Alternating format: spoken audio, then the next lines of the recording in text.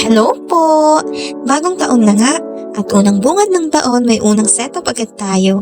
Oo, setup agad, walang magpapahinga. Happy New Year everyone! Pang 4th day straight na nga namin ito today and we are here at Marisol for a christening and first birthday celebration. Yes po, opo, you heard it right. Birthday party nga siya at the same time ay christening celebration.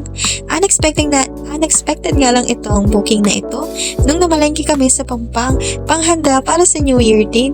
Nakita kasi namin yung suki namin ng manok. Then napa-inquire siya at magpa-birthday daw kasi ang pamangkin niya. And ito na nga lang daw ang naisipan niyang iregalo. Then nagulat nga ako sa date at saktong January 1 pa. Si mama nga ang kasama ko that time. Siniko-siko pa ako na kuhanin ko na daw at magandang may buena mano sa unang araw ng taon. Though kukunin ko naman talaga at no problem naman kasi for sure di naman kami mapupuyat ng New Year's Eve dahil di naman kami parehas nagiinom ni Papa Nay.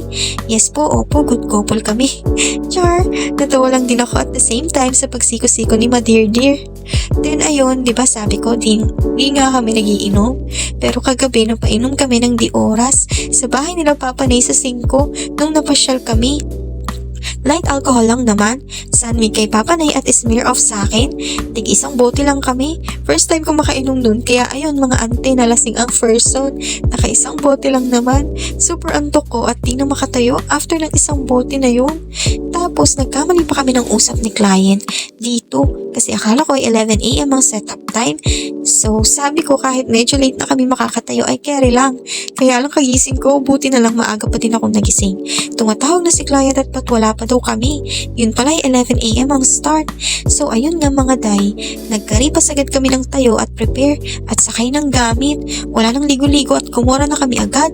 Wala nga kami ligo dyan. Bagong taong walang ligo. Sobrang madali nga namin pati sa pagsisetup dito. Natapos pa din naman on time.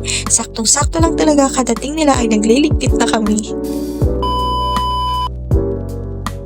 And here's the final look po. And hanggang dito na lang din. Thank you po pala ma'am for trusting us for the first time. Thank you po and bye-bye!